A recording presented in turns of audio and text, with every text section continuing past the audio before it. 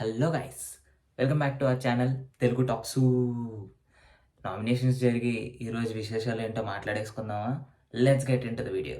Starting అయితే నాకు 20 minutes సుత్తనిపించిందండి. ఎందుకంటారా? తిండి గురించి గొడవ వేసుకుంటున్నారండి. నేను ఎగ్ తింటాను, నాకు ఆమ్లెట్ చేసియండి, నాకు పడింగ్ చేసుకుంటాను, అది ఇది అని చెప్పనేసి తిండి గురించి అయితే గొడవ వేసుకున్నారు. మరి మిగతా మెయిన్ పాయింట్స్లోకి వెళ్ళిపోతే నామినేషన్స్ అయితే జరిగాయి. చాలా హోరాహోరీగా నామినేషన్స్ అయితే జరిగాయి. వాటి గురించి కూడా ఈరోజు డిస్కస్ చేసేద్దాం. సో స్టార్టింగ్ నుంచి ప్రతి ఒక్కటి ఎండింగ్ వరకు చాలా క్లియర్ అండ్ క్లిస్టర్ వేలో అయితే ఎక్స్ప్లెయిన్ చేసాము. లాస్ట్ వరకు అయితే వీడియో చూడండి. ఓకే, సో స్టార్టింగ్ వచ్చేసి యష్మి గౌడ గారిని థర్డ్ చీఫ్ అయితే చేశారు కదా, దాని గురించి అయితే డిస్కషన్స్ పెట్టారండి. ఈ డిస్కషన్ అయితే చాలా అనవసరం అండి. అసలు ఈ 1 hour టైంలో ఈ డిస్కషన్ గురించి పెట్టడం అయితే నేనైతే చాలా వర్స్ట్ అనుకుంటున్నాను. ఎందుకంటే ఎంగేజింగ్గా లేదు కంటెంట్. వ్యూవర్స్ చూసేవాళ్ళు ఏంట్రా సుత్తిలా ఉంది అని చెప్పనేసి అందరూ అనుకుంటున్నారు. ఇలాంటి ఒక 1 hour స్క్రీన్ టైం వచ్చినప్పుడు ఇటువంటి కంటెంట్ కాకుండా ఏదైనా బాగా ఎంగేజింగ్గా, ఎవరైనా వాళ్ళ లైఫ్ గురించి డిస్కస్ చేసేటప్పుడు పీపుల్కి ఎంగేజింగ్గా అనిపించే కంటెంట్ ఏదైనా ఉంటే ఈ 1 hour టైంలో పెడితే ఈ బిగ్ బాస్కి మరింత హైప్ అనేది వచ్చే అవకాశం ఉంది. కానీ ఊరికే ఈ తిండి గురించి కొట్టుకోవడాలు, తిండి గురించి గొడవ వేసుకోవడాలు, వీటి గురించే పెట్టడం వల్ల ఆ హైప్ అనేది తగ్గుతుంది. నెక్స్ట్ వచ్చేసి సోనియా సింగ్ గారి గురించి అయితే మాట్లాడుకోవాలండి. సో ఈమె యష్మి గౌడ గారిని థర్డ్ చీఫ్ అయితే చేశారు కదా. ఈ థర్డ్ చీఫ్ చేసిన తర్వాత సోనియా సింగ్ గారికి అయితే అస్సలు నచ్చట్లేదు. ఆమె అయితే దొరికినప్పుడు ఆపర్చునిటీ దొరికినప్పుడల్లా దాన్ని 2 చేతులతో పట్టుకొని వెంటనే సో ఏ చిన్న విషయమైనా కానీ తన వాయిస్ అయితే రేస్ చేసేస్తుంది. కొన్నిసార్లు అయితే నాకు ఇరిటేటింగ్గా అనిపిస్తుంది సోనియా సింగ్ గారు చేసేదానికి.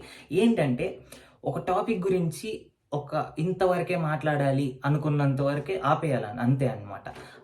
అంతేకాకుండా సో ఒక టాపిక్ గురించి స్టార్ట్ చేసేసి లేదు ఇది ఇలా చేస్తే తప్పు, ఇలా చేస్తే కరెక్ట్ అని చెప్పనేసి దాన్ని ల్యాగ్ చేయకూడదు. ఆ ల్యాగ్ చేసే దాంట్లో ఫస్ట్ ఉంటుందండి సోనియా సింగ్ గారు.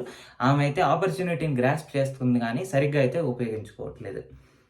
నెక్స్ట్ వచ్చేసి మార్నింగ్ సాంగ్ అయితే స్టార్ట్ అయింది. హే బిడ్డ ఇది నా అడ్డ అని చెప్పని అల్లు అర్జున్ గారు పుష్ప సినిమాలో సాంగ్ అయితే మార్నింగ్ సాంగ్ అయితే స్టార్ట్ అయింది.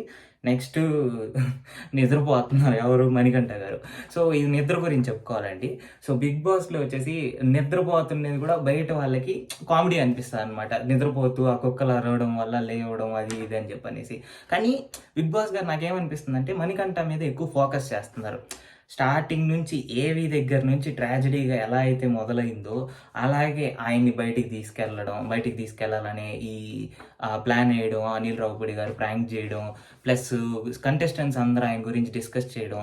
ఎందుకు హైలైట్ చేస్తున్నారు? హైలైట్ చేశారంటే ఆయన హైలైట్ అయిపోతాడు.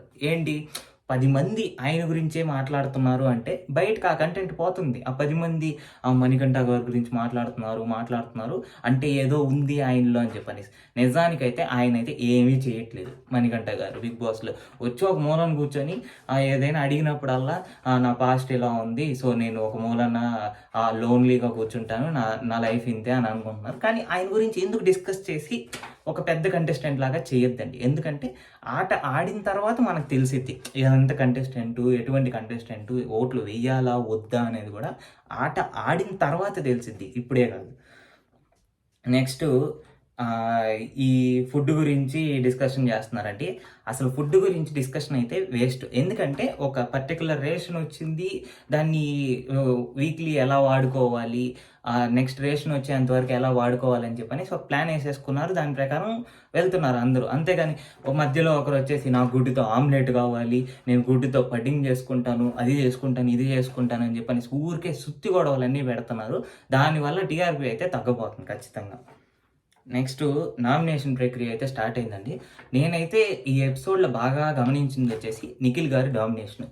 ఎటువంటి ఏ ఇన్సిడెంట్ అయినా కానీ లాస్ట్ ఆయనతోనే ముగిస్తున్నారు. ఏంటి ఒక ఇన్సిడెంట్ ఏదైనా వచ్చిందంటే నిఖిల్ గారు ఏంటంటే స్టాండ్ తీసుకొని దీన్ని ఇలా చేస్తే బాగుంటుంది అని చెప్పని అంటున్నారు. అందరూ ఓకే అంటున్నారు. అంటే డామినెన్స్ చూపిస్తున్నారు అనమాట. సో ఆ డామినెన్స్ చూపిస్తున్నారు కాబట్టి బయట కూడా బాగానే క్రేజ్ ఉంది. యూట్యూబ్లో కూడా నేను కామెంట్స్ గమనించాను. నిఖిల్ గారికి అయితే బాగానే కామెంట్స్ చేస్తున్నారు అందరూ. లైక్ నిఖిల్ గారు గెలుస్తారు అని చెప్పనేసి అప్పుడే అయితే యూట్యూబ్లో కూడా కామెంట్స్ అయితే పెడుతున్నారు. ఆ డామినెన్స్ ఆయన సంపాదించాడు. ఎందుకంటే లైక్ ఎపిసోడ్ చూసినప్పుడు కూడా మనకు తెలుస్తుంది ఏదైతే ఆయన చూపించి ఏదైనా ఒక టాపిక్ గురించి మాట్లాడేటప్పుడు చాలా స్పష్టంగా, నీట్‌గా దాన్ని ఎక్స్‌ప్లెయిన్ చేసి ఆ టాపిక్‌ని అంతటితో ముగించేస్తున్నాడు. సో, ఆయన డామినెన్స్ అయితే తెలుస్తుంది. సో, నామినేషన్ ప్రక్రియ గురించి మాట్లాడుకోవాలండి. అందరూ నామినేషన్‌లోకెళ్తే భయపడుతూ ఉంటారు. అసలు భయపడడం అనేది ఉండకూడదు. ఎందుకంటే నామినేషన్ ప్రాసెస్‌లోకి వెళ్ళాలి. వెళ్ళకపోతే ప్రజలకి దగ్గర అవ్వం. లాస్ట్ సీజన్ మీరు చూసినట్లయితే సందీప్ మాస్టర్ గారు చాలా సేఫ్ గేమ్ ఆడారు. అంటే 8-9 వీక్స్ ఆర్ 10 వీక్స్ దాకా నామినేషన్‌లోకే ఎళ్ళలేదు. కానీ 9థ్ వీక్ అలా నామినేషన్‌లోకి ఫస్ట్ టైమ్ వచ్చారో రాలేదో వెంటనే ఎలిమినేట్ చేసేసారు. సో, నామినేషన్స్‌లోకి వెళ్ళడం అనేది కూడా ఒక ఆర్టే. అంటే సేఫ్ గేమ్ ఆడకూడదు. ఎప్పుడు చూసినా అందరితో మంచిగా ఉందాం, అప్పుడైతే ఎవరు మనల్ని నామినేట్ చేయరు అంటే, ఏదో ఒక రోజు నిన్ను నామినేట్ చేస్తారు. ఆ రోజు నిన్ను బయటికి పంపించేస్తారు. అదే కాకుండా ప్రతి వీక్ ఒక 2 వీక్స్‌కి ఒకసారి, 3 వీక్స్‌కి ఒకసారి ప్రజల్లోకి వెళ్తూ ఉండాలి. నామినేషన్ అయ్యి ప్రజల్లోకి వెళ్తూ ఉంటే నీకంటూ ఒక ఫ్యాన్ బేస్ వస్తది. నీకంటూ ఓట్స్ పర్సెంటేజ్ షేర్ అవుతది. నెక్స్ట్ నీకు ఫ్యూచర్‌లో మంచి ముందుకైతే ఎళ్తావు. సో, నామినేషన్స్‌లో అయితే ఖచ్చితంగా ఉండాలండి. సో, చీఫ్స్ అయిన వాళ్ళు ఎవరైతే ముగ్గురు చీఫ్స్ అన్నారు కదా! ఒక 1 వీక్ అయితే 3 చీఫ్స్ అయితే అవుతారు. సో, ఆ చీఫ్స్ ఎవరైతే అయ్యారో వాళ్ళ ముగ్గురు అయితే నామినేషన్స్‌లో అయితే ఉండరు. ఎవరెవరు అయ్యారు? నిఖిల్ గారు, నైనిక గారు మరియు యష్మి గౌడ గారైతే నామినేషన్స్‌లో అయితే ఉండరు. ఈ ప్రక్రియ చాలా డిఫరెంట్‌గా ఉంది. ఇన్ని సీజన్స్‌లో లేని ప్రక్రియ ఈ సీజన్‌లో అయితే నేను చూసాను. ఏంటంటే ఒక స్టోన్ అయితే పెట్టేసారండి. సో, ఇద్దరు కంటెస్టెంట్స్ వస్తారు. సో, ఒక కంటెస్టెంట్ వచ్చి ఇద్దరు కంటెస్టెంట్స్‌ని నామినేట్ చేయాలన్నమాట. వాళ్ళ ఫోటోస్ తీసేసి ఆ స్టోన్ మీద అయితే పేస్ట్ చేయాలన్నమాట. పేస్ట్ చేసిన తర్వాత వాళ్ళ గురించి అయితే రీజన్స్ ఇవ్వాలి. ఈ ముగ్గురు చీఫ్స్ ఉన్నారు కదా! వాళ్ళలో ఒకరు ఎవరిని నామినేట్ చేయాలని చెప్పని డిసైడ్ చేస్తారు. సో, ప్రాసెస్ అయితే చాలా కొత్తగా ఉంది. చూద్దాం ఎంతవరకు హిట్ అవుతుందని చెప్పనేసి. ప్రాసెస్ అయితే నాకు చాలా నచ్చింది. నెక్స్ట్ నామినేషన్స్ చేశారండి. చాలా సిల్లీ నామినేషన్స్. చాలామందైతే చాలా సిల్లీ నామినేషన్స్ చేశారు. సో, సోనియా గారు వచ్చేసి బేబక్క గారు మొన్న పప్పు గురించి ఒక ఇష్యూ అయింది. సో, ఫుడ్ గురించే నామినేషన్స్ అండి. అక్కడ గొడవలు కూడా ఫుడ్ గురించే పెట్టేసి, నామినేషన్స్ కూడా ఫుడ్ గురించే చేసుకుంటున్నారండి. ఆట ఆడదాం అనేసి వచ్చినట్లయితే లేదు. ఫుడ్ గురించి డిస్కస్ చేద్దాం అనేసి వచ్చినట్టుంది. అయితే సోనియా గారి నామినేషన్స్ నాకు సిల్లీగా అనిపించాయి. సో, ప్రేరణ గారి మీద కూడా సిల్లీ నామినేషన్ ఏశారు. కానీ ప్రేరణ గారైతే ఈ విషయంలో చాలా సీరియస్ అయ్యారండి. నేను 2 రోజుల నుంచి చూడలేదు. 2 రోజుల నుంచి ఏంటంటే ప్రేరణ గారు ఆమె వర్క్ ఏదో ఆమె చేసుకుంటూ, ఆమె పని ఆమె చేసుకుంటూ ఉన్నారు. కానీ ఈరోజైతే సోనియా గారు నామినేషన్ వేయగానే సీరియస్ అయిపోయారు. సో, ఇలా ఉండాలి. ఔట్‌రేజియస్‌గా బయటికి రావాలన్నమాట. వాళ్ళలో ఉండే ఎమోషన్స్ అన్నీ బయటికి రావాలి. అప్పుడే బయట ప్రజలకు తెలిసిద్ది. ఒక మూలన కూర్చోంటే ఈమె పలానా ఆమె ఓకే. ఓకే. వచ్చారు చూసాము అంతే ఉంటది.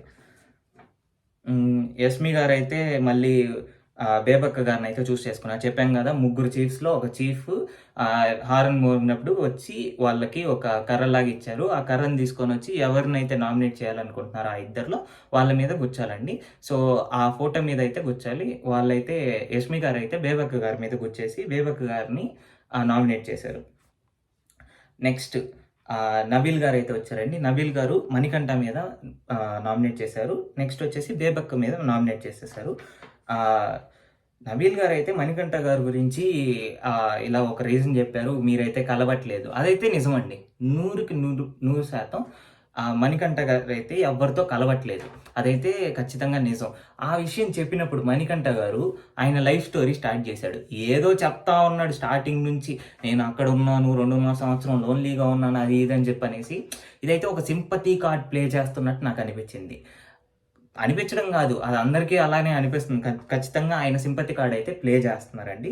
ఎందుకంటే ఇప్పుడు 10 మంది ఆయన గురించి డిస్కస్ చేస్తున్నారు అని ఆయనకి ఎప్పుడైతే అర్థమైందో, మన గురించి ఇలా పాస్ట్ చెప్దాము, ప్రజలంతా ఇలా అనుకుంటారు.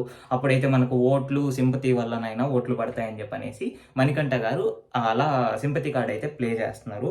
కానీ చూసే కంటెస్టెంట్స్ అందరికీ ఆయన పాస్ట్ ఎక్స్‌ప్లెయిన్ చేసేటప్పుడు వాళ్ళందరికైతే నవ్వొచ్చింది. సో, ఏంటంటే ఇక్కడ మాట్లాడిన టాపిక్ ఒకటి, నువ్వు చెప్పింది వేరే ఒకటి. అప్పుడు ఖచ్చితంగా అందరూ నవ్వుతారు. ఏంటంటే మనం ఏదైతే చెప్తున్నామో దానికి వ్యాలిడ్ మీనింగ్ ఉండాలన్నమాట. ఏదైతే మనం చెప్పాలనుకుంటున్నామో అది కరెక్ట్‌గా కన్వే చేయాలన్నమాట. ఏదో పాస్ట్ గురించి చెప్పేసి అది ఇది అని చెప్పంటే ఖచ్చితంగా అందరూ నవ్వుతారు. అదే జరిగింది. బేబక్క గారినైతే అదే రీజన్‌తో అయితే నామినేట్ చేశారు. ఆయనతో కలవట్లేదంట నబీల్ గారితో బేబక్క గారు. అందుకనే నామినేట్ చేశారు. నెక్స్ట్ 'బాషా' గారి గురించి మాట్లాడుకోవాలండి. నెక్స్ట్ వచ్చేసి ఆయన నామినేట్ జేయడానికొచ్చారు. సో, ఆయనొచ్చి నాకెందుకో 'బాషా' గారు చాలా pin point, point to point మాట్లాడుతున్నారండి. ఏ విషయమైనా గానీ, ఈ ఒక్క విషయం అనే గాదు, ఏ విషయమైనా గానీ, ఏదైనా ఆయన ప్రకారంగా స్టాండ్ తీసుకున్నప్పుడు చాలా పాయింట్ టు పాయింట్ మాట్లాడుతున్నారు. సో, ఈయనైతే 'బిగ్ బాస్‌లో' ఖచ్చితంగా ఇంకొన్ని వారాలైతే కొనసాగుతారని నాకు గట్టి నమ్మకం అనిపిస్తుంది. లవ్ ట్రాక్ గురించి మాట్లాడుకోవాలండి.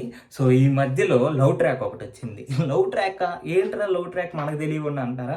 సీజన్ చూసినట్లయితే, ఈ ఎపిసోడ్ చూసినట్లయితే ఒక 40-50 మినిట్స్ ఈ మధ్యలో వచ్చేసి విష్ణుప్రియ గారు మన 'పృథ్వీరాజ్' గారు ఎవరైతే ఉన్నారో వాళ్ళ మధ్యలో అయితే లవ్ ట్రాక్ అయితే నడిచిందండి. ఏంటంటే విష్ణుప్రియ గారు కాఫీ ఇచ్చి నన్ను లవ్ చేయొచ్చు కదా! నీకు అన్నీ ఇస్తున్నాను అని చెప్పి అన్నారు. అంతే. 'పృథ్వీరాజ్' గారు కాఫీ ఇస్తే లవ్ చేయాలా అని అంటున్నారు.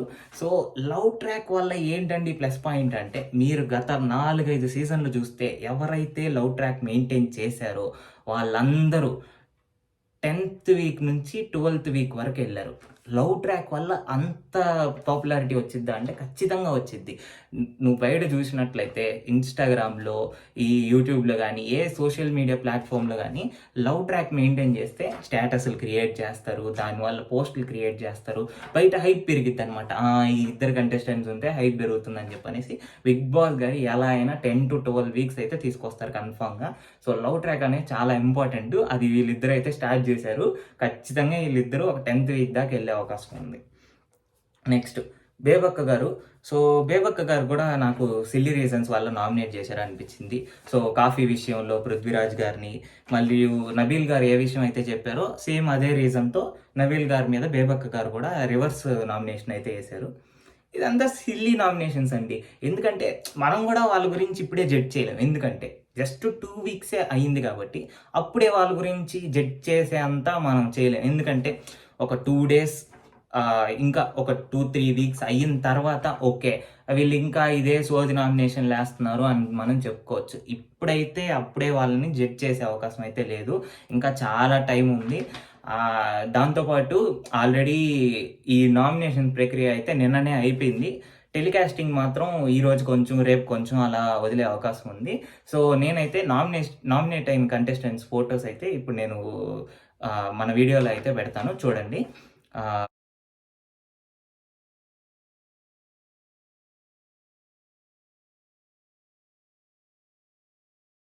ఇలా మరింత కంటెంట్.